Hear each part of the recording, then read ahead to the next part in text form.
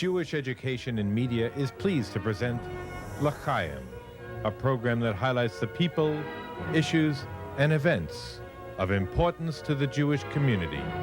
Now here is your host, Rabbi Mark Golub.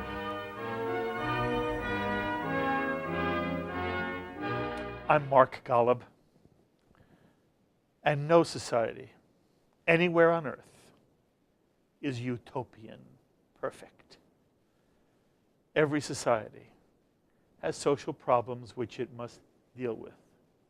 And what distinguishes the truly just societies from those who are less than just is how a society tries to deal with its problems and tries to care for those who are suffering and in need. And the state of Israel is no exception. Israel is not immune from having social problems, from having people in need who must be cared for. One group very much in need in Israel is young girls who've suffered abuse and who are at risk and are in danger of being swallowed into an abyss by their circumstance.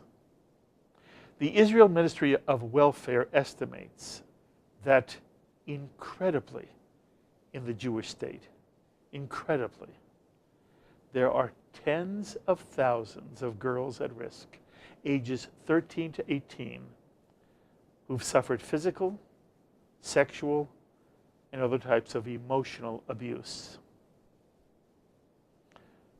But there is in Israel a haven of protection for many of these girls. It's an amazing organization dedicated to helping those at risk and vulnerable girls in dire need of protection and care, providing them with a setting in which they can rebuild their lives and go on to have a wonderful future of love and satisfaction and joy. This amazing organization in Israel is called Beit Ruth, Ruth's home in English. And Beit Ruth creates a community for at-risk girls in what's known as the Beit Ruth Village, or by its complete formal name, the Beit Ruth Educational and Therapeutic Village.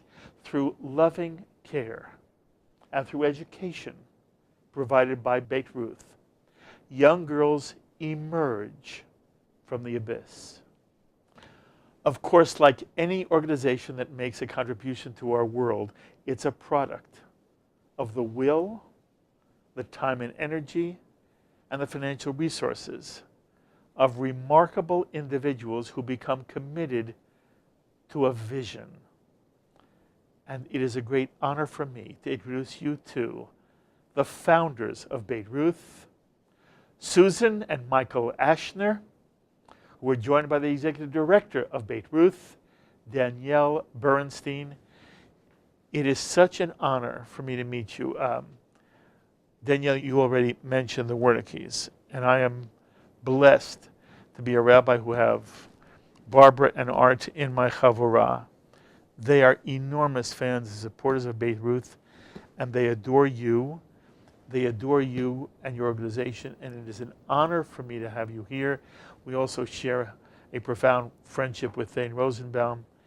But I want you to know I've been aware of what you've been doing through the Wernicke's and also because of my work here at JBS. There are many people I am so anxious to meet. I have been so anxious to meet you. You are people who are making a difference, not simply in the state of Israel, but you are creating a model for the world. It is an honor to have you here at JBS. I thank all of you for coming. Thank you. Thank you. That's very kind of you. So first I want to know a little bit about who the heck you are. Michael, who are you? Well, where were you? Where'd you grow up, and what kind of Jewish home did you have as a child? I grew up in Margate, New Jersey, which is a suburb of Atlantic City, and we were conservative, the traditional sort of American way. Grandparents, great-grandparents were Orthodox. religious Orthodox. Grandparents were semi-Orthodox light. Yes. And my parents were conservative light. Okay. Where'd you go to college? Cornell. After Cornell, what do you do? I went to the University of Miami Law School. Okay. At what point, and for all I know it's as a child, at what point does Israel become a real presence in your consciousness and you develop a real feeling for Israel? Culturally, I've always been, my family was entirely Jewish and Israeli. If an airplane crashed, my grandmother wanted to know if there were any Jews. If we saw a movie on TV, Tony Curtis, Bernie Schwartz. I mean, there was no Sandy Koufax. I mean, I would say that second to being an American citizen, I mean, being Jewish and being pro-Israeli were tenets of my life. But you give me chills. I understand everything you've said. Forgive me for pushing you one more moment. Sure. I understand the Jewish part. Are you saying that your parents were also committed to Israel and that was given to you as your child? Absolutely. I remember my father was a mediocrely successful businessman. Never great, never.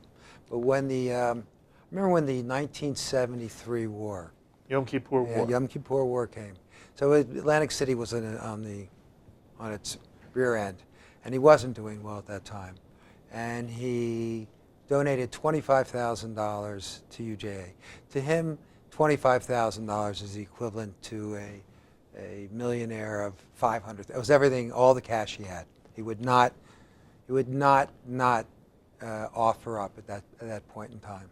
That's extraordinary. Did you know that as a child? I knew that at the specific philanthropy of my father, I kind of knew about it from time to time. He kept one of the lessons that he had, which he inculcated with my brother and I, it was after Yom Kippur. And the synagogue had, you'd put all those chairs out for all the people who came there were those stacked chairs. So that day, on the Sunday, he walked us over to the synagogue and he said, we're all going to stack the chairs up. We're going to put them away. And I said to him, I was maybe 8 years old, 9 years old. I said, can we tell the rabbi? He says, no. You do good because you should do good, not because of the recognition. Oh my, what was your father's name? Bernard Ashner. You were very lucky. Oh, blessed. On those issues, absolutely blessed. You were lucky. Was your mother the same mentality? Different kind of person? Yes, yeah, absolutely. She was a different person, but there is no doubt that she was a strongly felt Jewish woman. Okay. And when is the first time you actually went to Israel? I went when I was 18, or 17, 18. I went for several months. Lived in a kibbutz, traveled around, visited with relatives. My parents came late at the end of the trip, to bring us back. Was it wonderful? I was 18. It was an experience. Wonderful is a different kind of term. It was an experience. You're very a good experience. Good for you. No, good for you. Have you been to Israel since? And you would say to me, there was something wonderful about that trip. Or the word wonderful is not a word. There are different words you would describe. It's a funny thing. It's not the kinds of words I use, but I remember, I would say this every time I've been to Israel, and I remember the first time we took our kids there. So we're at the Lod airport, still the Lod airport, the old airport. And I pointed out to my kids, you see that man over there who's, cleaning the floor? He's Jewish.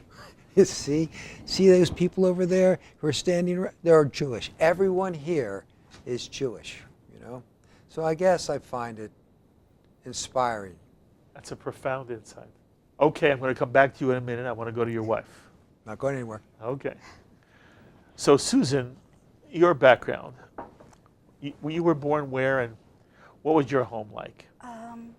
Let's just say that my home life was not dissimilar to the girls that we serve. I'm sorry. That's quite all right. So it was a hard life? It was a hard life, yes. But that hard life inspired me really to do this, to be I understand. Someone to reach out and help people in need. Your parents were not Jewish? No. And you married this guy? I did. Okay. Do you become aware of?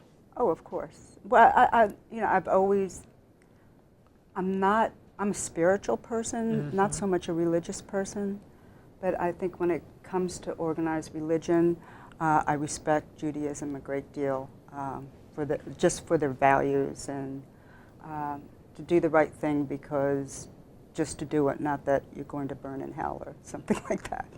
She's not a Jew, but she's Jewish. Oh, I understand 100%. And I'm sure many of our viewers understand 1,000%. And so Michael's parents influenced me a lot. How? They always welcomed me into their home. They were wonderful to me. They treated me as their daughter. And just being in the home on the holidays and what have you was just so warm and wonderful and just made me embrace it that much more. And of course I wanted our children both to be raised. And they have been raised as Jews? Yes, they have. All 4 of them. All 4. You have 4 children. Yes. Do you think they all have a feel for Israel or different for each one? I think it's different for each one. It's just how one individual takes it, but they're all believe in that Israel should always be. It's interesting to speak to somebody who is Jewish, even if they were not born a Jew or become a Jew. And it's always interesting to hear what it is how they see what this Jewish thing is. And you already mentioned that Jewish values have been, that you've noticed them and understand them. But would you talk one more moment for either what your own journey was, and at what point do you begin to appreciate it, and what do you begin to appreciate about the Jewish tradition and who Michael was and who his family is? And that's really what you wanted to pass on to your children. It was during a holiday, and it was my first holiday with his family. Which We holiday? were just dating. It was Passover. Passover. And I came from a very strict background where no one ever spoke at the dinner table unless you were spoken to. And here everybody is talking over and yelling and whatever, and I'm saying, this is so, scary but beautiful. And his mother turns to me at one point and says, Susan, is something wrong? You haven't said a word. And I'm like, I'm just in awe of it. And I just said how wonderful, how everyone still loves each other and accepts each other. At the end of the day, they can have totally different opinions. And just that whole thing just really affected me. It must have been amazing and awesome for you to see this. Yes. Yes? Do you remember this, by the way, by any chance? I do. I appreciate what she's saying, and you do too. Yeah, that's the nature of Jewish family life, right? That the dialectic, the discussion, the disagreement, the agreement. It's culturally part of our heritage. It's who we are. Absolutely. And it is true. Jews never shut up. 4 Jews, 5 opinions. Exactly. And the other thing is, it's all about people. Yes. And that's what you're talking about. First of all, life is all about people, and that really reflects what the 2 of you are doing, as well as Danielle. Life is all about, the Jewish tradition is all about people.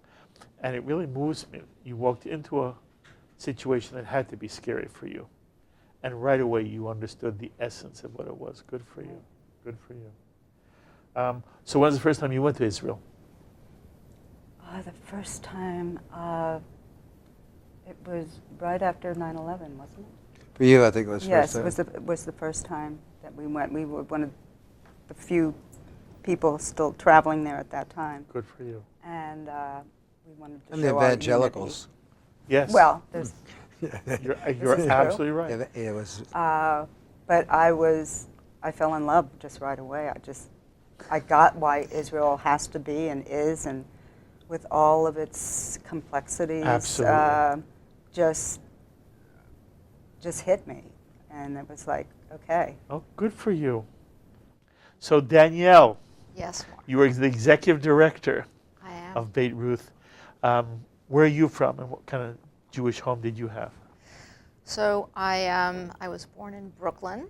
I grew up in the Bronx, and Where? in Riverdale, the Riverdale Riverdale. section. Yeah, Riverdale, Kingsbridge section. Very nice. Yes. And I'm the very proud daughter of a Holocaust survivor, and Named? Irene Burenstein, who arrived to then Palestine on the Exodus 47. Oh, this is unbelievable. Yeah. You have a historic mother. I do. I'm sure you have a wonderful mother, but you have a historic mother. I do.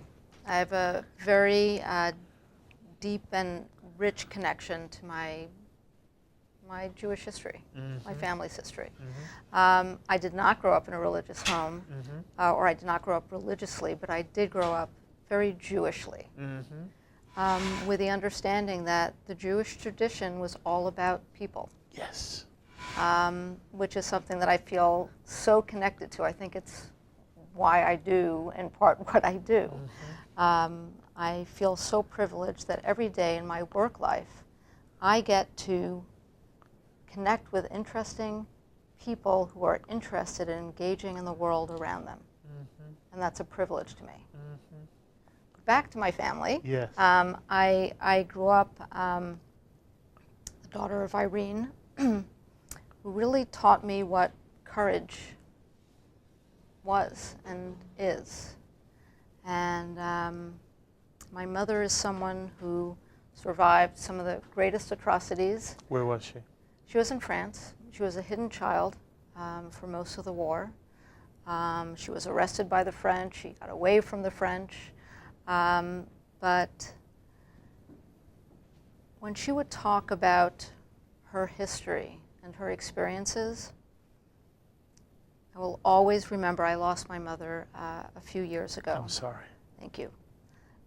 My mother always talked about the generosity of people, even during those times. That's remarkable. And that is remarkable. She would talk about the righteous and the ethical and the good. People, strangers who risked their own lives to save complete strangers or neighbors. And that is something that I focus on, I think, in life, that I am able to see the positive in things, the positive in people. And that's a gift that my mother gave me. You were blessed. Very blessed. And how about you in Israel? So me in Israel. So my mother was French. My father was actually Cuban, but he died before I was born, so I had no connection to that side of the family. But I have a very strong connection to my French side of the family. So it wasn't until later in my years where my connection to Israel became deeper and richer. And of course now, with Michael and Susan and working with Beit Ruth, Israel is my second home. That's wonderful. How did you get involved in Beit Ruth professionally?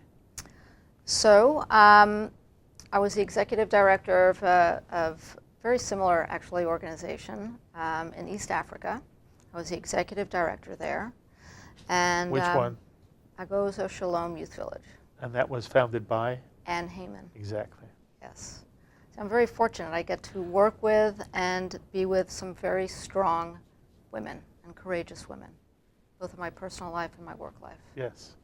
I'm coming back to you because you said part of your own history was one of the reasons why you ultimately, you and your husband got involved and you founded Beit Ruth.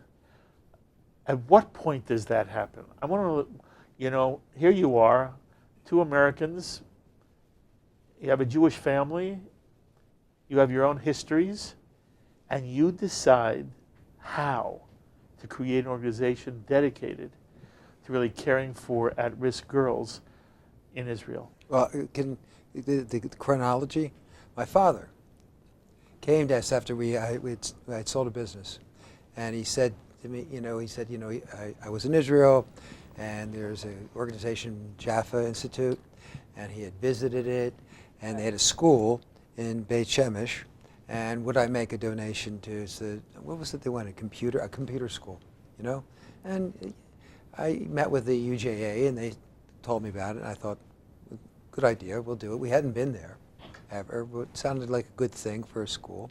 And then we became involved in Jaffe's boys' school in Beit Shemesh, the same school. And we built a gymnasium, and we built playing fields, which we named after Sandy Koufax, and we built a gym and all sorts of things. And then we finally built a dormitory. But the school was complete. It had no need. And then we were actually at the ribbon cutting at Beit Shemesh, and I was just talking with Michael, like how wonderful this organization is, how loving they are, and isn't this wonderful? And I look around and I'm like, okay, they have to have sisters. Mm-hmm. What? And so I started asking around what happens to girls in Israel, and shockingly enough, not a lot, other than some group homes, some lockdowns like jails, very, very little. Michael and I went back to the hotel that night, and we started talking about it, and it was like, we could not do this. We needed to find out what the needs were, and we were willing to commit to that. David Porterwitz, who runs the Jaffa Institute, agreed to help us, not monetarily, but help us use his people for our research that had to be done.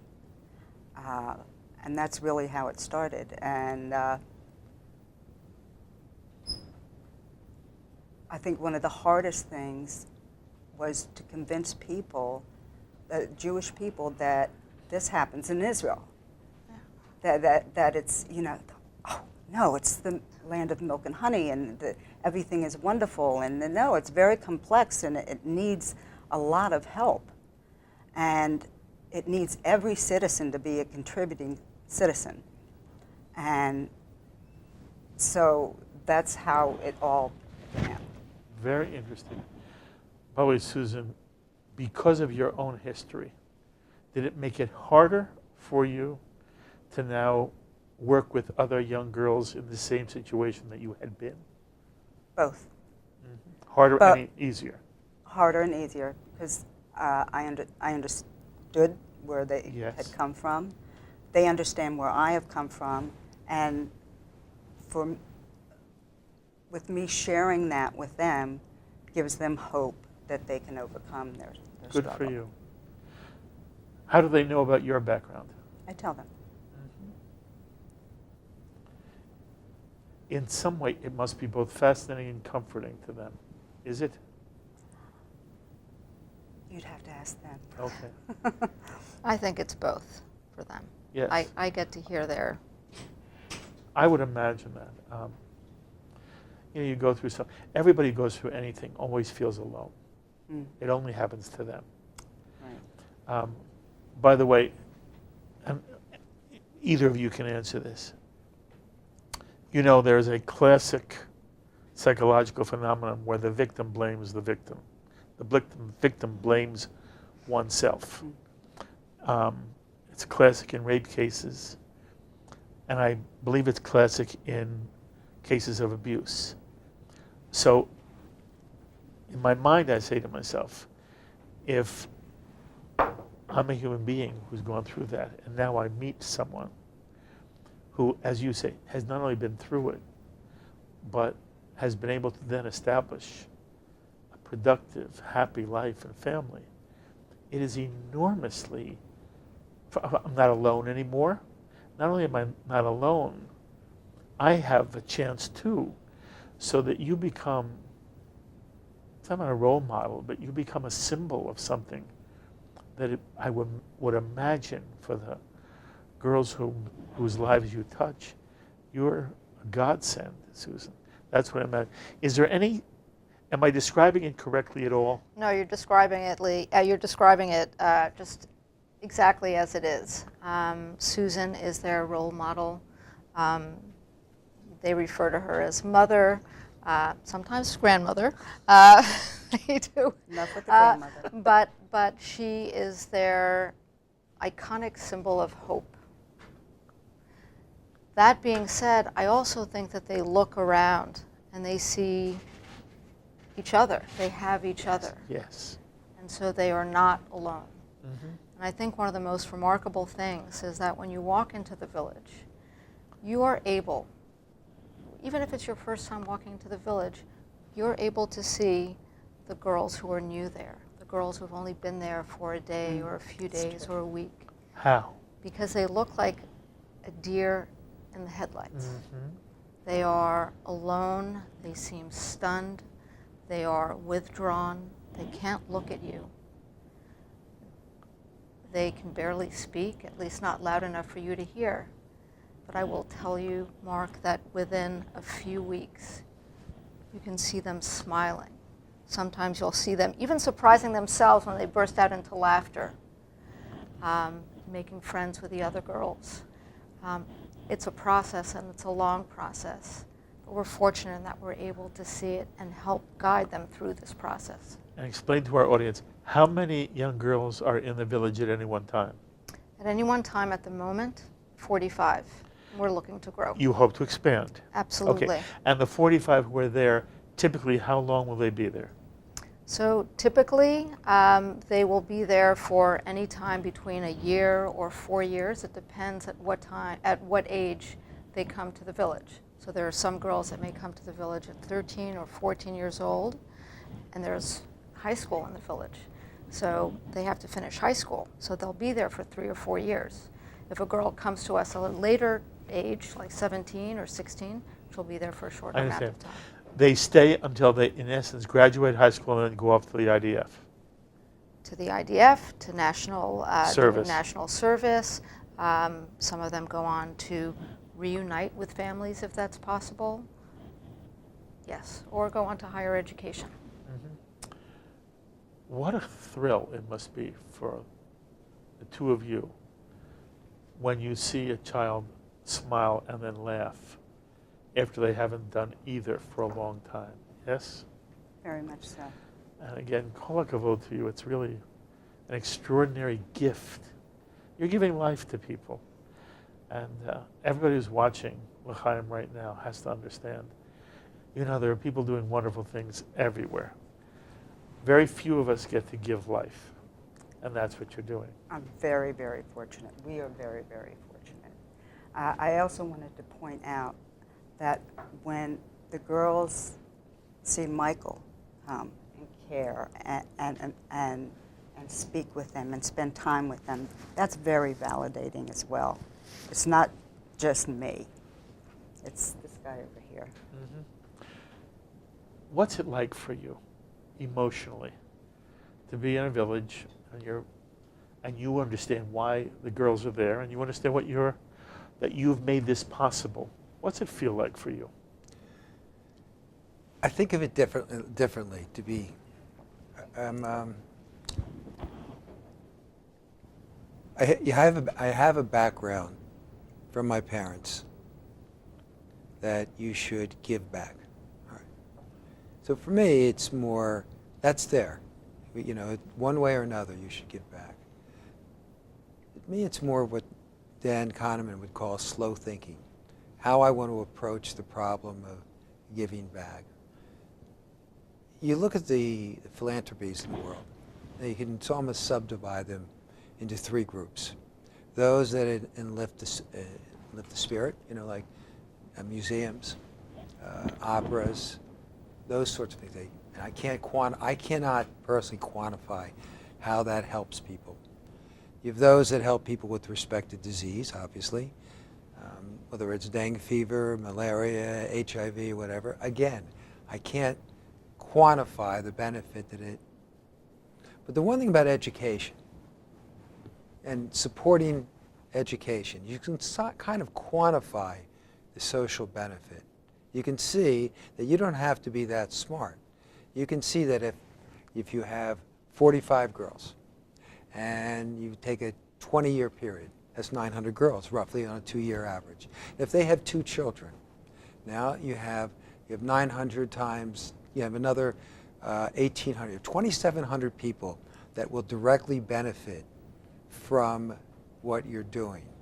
And so from how I look at things, you know, I would say in the sense of financial commitment, I can see that I can quantify it and I can be satisfied that you can help lots of people in a way that other ways I couldn't figure out. Otherwise, it's just, the Ashner family plaque or whatever. That's not what we'd like to see. The real benefit is seeing how you're changing people's lives and other generations directly. Mm-hmm. So I look at it. That's beautiful. Do you end up having a relationship with any of these girls? Oh, I still do. I follow the graduates on Facebook and what have you. We wish each other a happy birthday. One gets married, has a child, all of that. They still, a lot of them still keep in touch. We opened our doors in '06, but we were had 12 girls at a time because that's what we had room for. Right now we only have 45 girls at a time. There are, at any given time, 33,000 girls in Israel that need our help. Isn't that number astounding? It's mind-boggling, and it's something that I think about every day. It's an astounding number.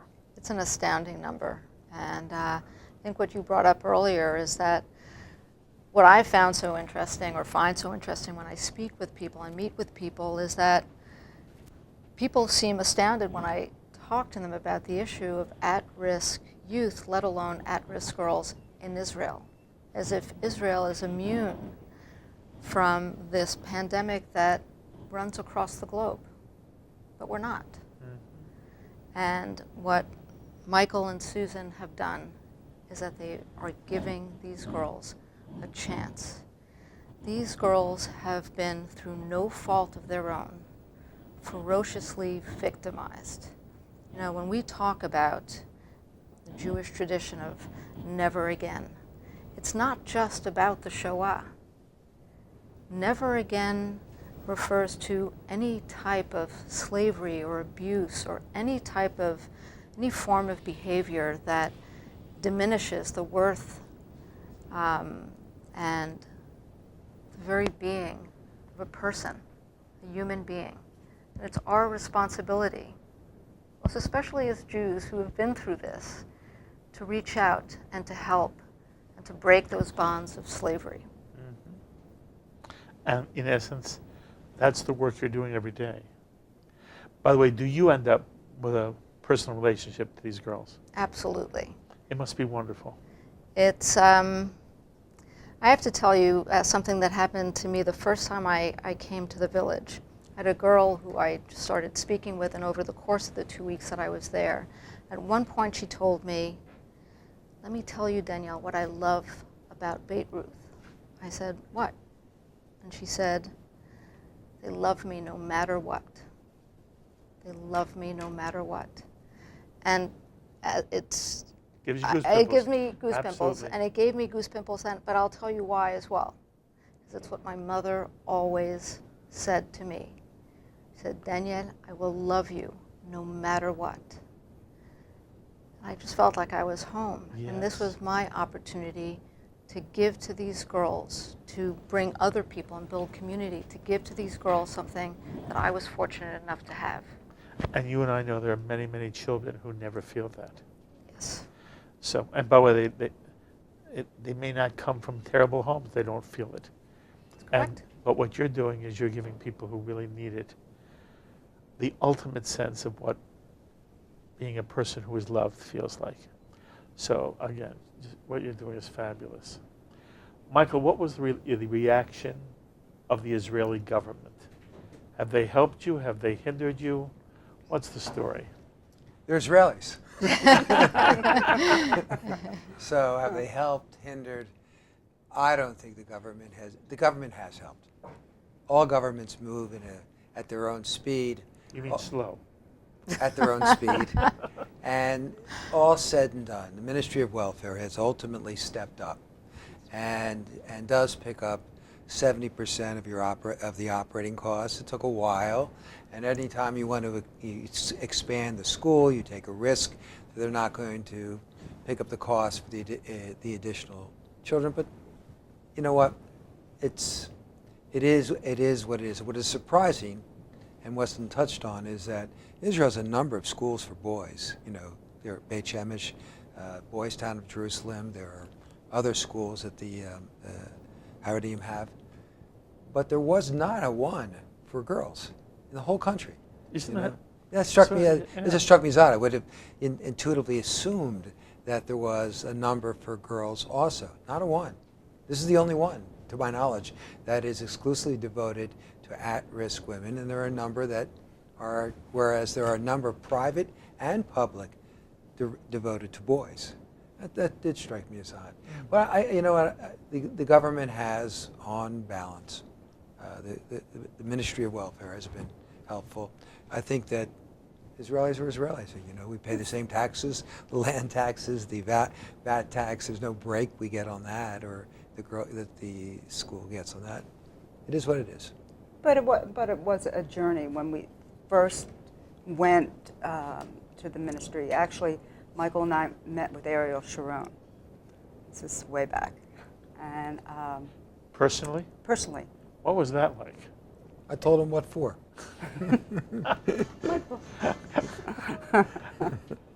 You were there? Yes. What was it like for you? It was wonderful. It was thrilling. And he was charming, and he at least nodded his head in agreement. But especially in the very beginning, it was, what are you talking about, girls in Israel that have problems?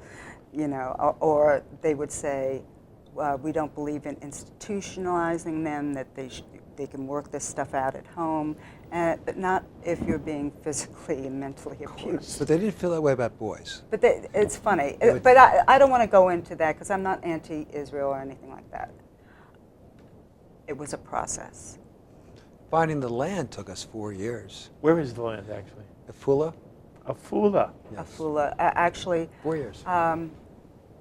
we would be promised a site, and then the planning board of whatever city didn't want us. It's called bureaucracy everywhere. Yeah. Of course. And then you went and we toured some empty schools, very well-intentioned people that couldn't get the funding together and what have you. And so we worked very diligently to know that we have all our ducks in order and would have the government helping us. At one point, we opened up our small hostel in right outside of Tel Aviv in Machine. We had our first 12 girls there, and it was. How did you publicize and get 12 girls? Easy through the ministry. They ministry. knew. They're all says there was no at this problem. point. At this point, they're all. Yeah. Well, there's that. They are court-ordered. Maybe there was a blessing in this sense. You know, we as Americans think we know how to solve every problem. We'll just set up a school, you know, put some teachers in, and it's no big deal. We got it. We understand it. We're can do. But the reality is that setting up and establishing a therapeutic school for at-risk women requires specific skills. And that, Susan and I do not know what those, are not familiar with those skill sets. So by starting with a hostel, you're able to develop your programs over a period of time as to what it is that works, what doesn't work. Even prior to the opening, I spent, I guess, a good 2 years going back and forth to Israel, going out into the fields with the welfare workers, touring battered women's shelters, and really finding out what the specific needs are and how to help them. And one day I was in this battered women's shelter, and there was like a young mother of 16 with 2 little ones, and I said, oh, that's it. That's where you have to start. You know, if you can't teach them the mother's skills, the girls' skills, they're the future of Israel. They're the future mothers of Israel. This is where it's got it, where we have to hit. Mm-hmm. So, was it a 2-year process? It How was long did it about take? 3 years. 3 years. It was 2003. We committed the money, in '06 we opened. And I'm sorry, when you say you committed the money, Yes. was that, you mean you made the commitment to yourselves, or you Yes. committed it to someone else? I guess we committed it to someone else because we had an executive director, a woman who's still with us, a non-executive director now. Okay, so you hired someone? Yes. Yes. And this is a professional who was going to help you? That's right. Right. Obviously, what you wanted to do was help, but you needed professionals Right. to do it. And again, the Jaffa Institute was also helping us. So that was key, because you need to have some people on the ground that know how to get around. I then met on one of my visits a woman named Monique Laverie, who worked under 2 different administrations, one under Sharon in reference to women's issues. Very well known in Israel, had her own radio show. She had very good connections to different people in the welfare office to get the information that we needed, the tools that we needed, and she really helped put it together. And that's how you do it. That's how you do it. Okay, I have a sensitive question to ask you, and I'm asking you because you're the professional. Yeah. So you're being seen right now all over America. There are many American Jews and Americans in general for whom the words we are using are too vague. Abuse, battered. I want you to, the people you're going to describe, we don't know them, we don't know their names. But I want you to explain to our audience, what are the girls, 13 to 18, that ultimately Beit Ruth is saving them? What have they been through? I mean, specifically, what types of things have they been through that would ultimately bring them to Beit Ruth, and when you first see them, they're almost catatonic? What are we talking about here? So that's it's a big question. And it's a hard question to answer because I could see their faces. So I'll give you one example of a young, beautiful girl who was with us for 4 years. She came from a religious family, and she had been repeatedly raped by her father and her siblings for many years, since probably the age of 6. It's shocking, isn't it? It is shocking. And It makes one want to cry. yes. You know, it really makes me want to cry. It shouldn't ever be. And you know, it's almost like I didn't read I didn't listen to myself. No society is immune. Israel is not heaven.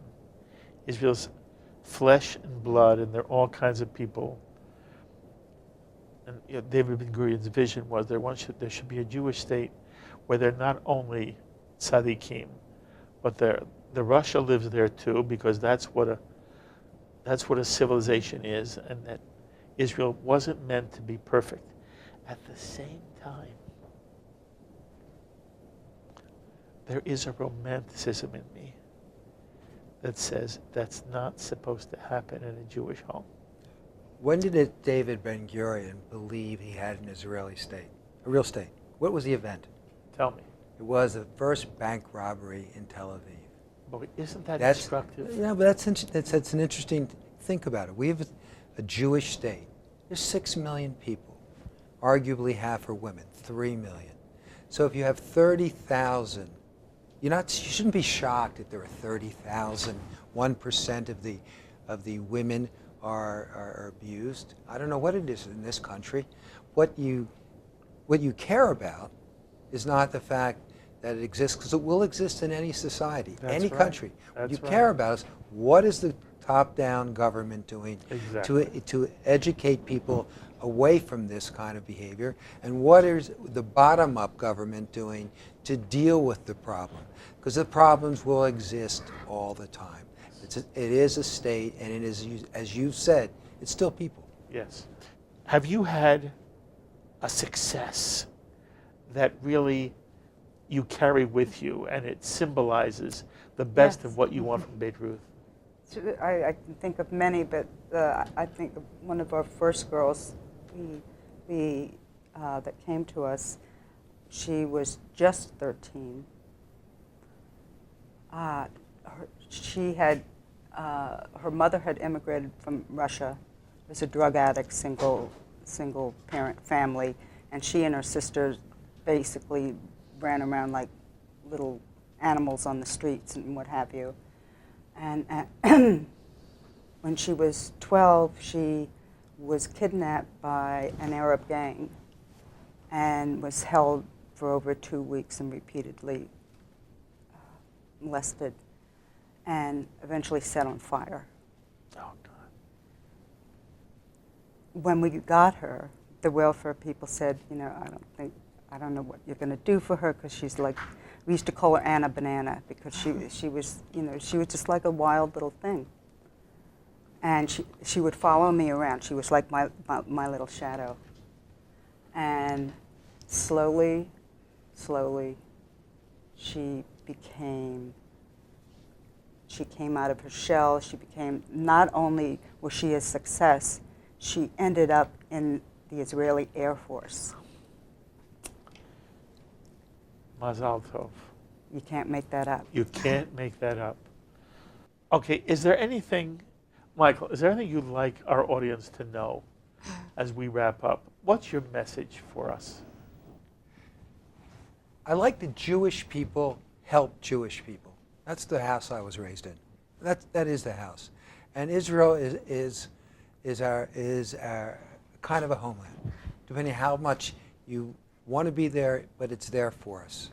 And I want us, and I believe that we have a responsibility to protect the state of Israel. Having said that, it's a state of people, 6 million people. It has problems. It has great things. The best orchestra, one of the best orchestras in the world. Great scientists, leaders in technology, and all sorts of things. But it also has the problems that all states have, all Western states. And rather than ignore it or say it's not there, we simply have to address it. We have to make the effort top down and bottom up. Beautiful. What's your message? And by the way, I should have asked you, how did you get the name? Actually, Michael came up with. How did you get the name? Well, Susan is not Jewish. And the story of Ruth involves a Gentile, the love of a Jew and a Gentile. And, I thought it was just appropriate. I like that story. Good for you. That's a gorgeous answer. What's your message? My dream, because Beit Ruth was a dream, but I believe in dreaming big. So, firstly, my goal is to make this a shining example to the world of how Israel treats its most troubled citizens, and to be a template for other people, for other schools. In Israel. All over. A very special lady. Here she is. You're the exec. Yeah. Okay? If people are watching right now and they now want to help, what can they do? So there are so many ways of helping. And I would say at this time, the best place to go is to visit our website. Because there are opportunities to volunteer, there are opportunities to give, there are opportunities to build community, to lend your expertise, and of course, to give in terms of financial support. What's so incredible is that, yes, it is so difficult to do what we do, and at the same time, it is so easy to save a life. And you're very, very special. By the way, you work because of these two. I do work because of these two. You work because of Michael and Susan's vision. From your perspective, what have they done here by founding Beit Ruth? Who are they to you? They are angels. They are angels. To know people who want to accomplish something, who have the spark of an idea and move forward to create something that saves lives, it's a miracle. It is nothing short of a miracle. And I will tell you that someone actually once said this to me, but hope lives in the village. Mm-hmm. And they created that. Kol Kavod Mazal Tov. You know, by the way, in the Jewish tradition, there is one overarching value. In Hebrew, it's expressed by the words pikuach nefesh, saving life. Everything in the Jewish tradition comes second to saving life. That's what the three of you are doing. That's what the two of you have created. It has been an honor to bring you to the L'chaim audience, the JBS audience. I wish you kol tuv v'hatzlacha. May you only go from strength to strength. I still feel for you. This is just the beginning. This is just the beginning for the two of you. This school will thrive. I don't doubt it for a second. And you, kol tuv v'hatzlacha, all the best to you. Thank you, You're Mark. very special. Thank you for being here. Our pleasure. Wow. Susan and Michael Ashner, co-founders of Beit Ruth, which cares for at-risk girls in Israel and literally gives them their lives back.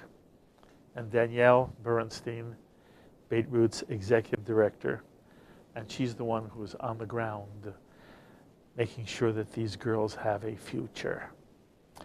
As always, I invite you to be in touch with me with any thoughts or comments you may have as you listen to this edition of L'chaim. Please email me, write me, post it on our Facebook page, or tweet me. I look forward to hearing from many of you. Until the next time, I'm Mark Golub. L'chaim, my friends, to life.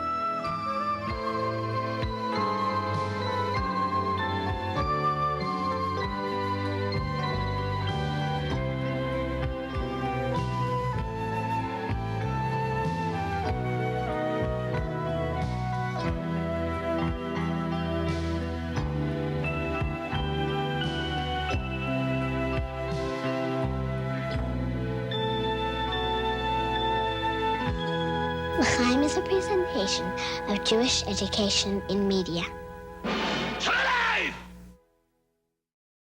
We would be pleased to send a complimentary DVD of this program to anyone who wishes to support JBS, the Jewish Broadcasting Service, with a tax-deductible gift of $36, double chai or more, to the nonprofit organization Jewish Education in Media. Simply visit the JBS homepage and click on the Donate button to make a donation by PayPal or your credit card. And please indicate the program for which you would like a DVD. Or you can send your tax-deductible check made out to Jem, Post Office Box 180, Riverdale Station, Bronx, New York 10471. And again, please remember to indicate which program you would like to receive with our compliments. And we thank you for your kind support.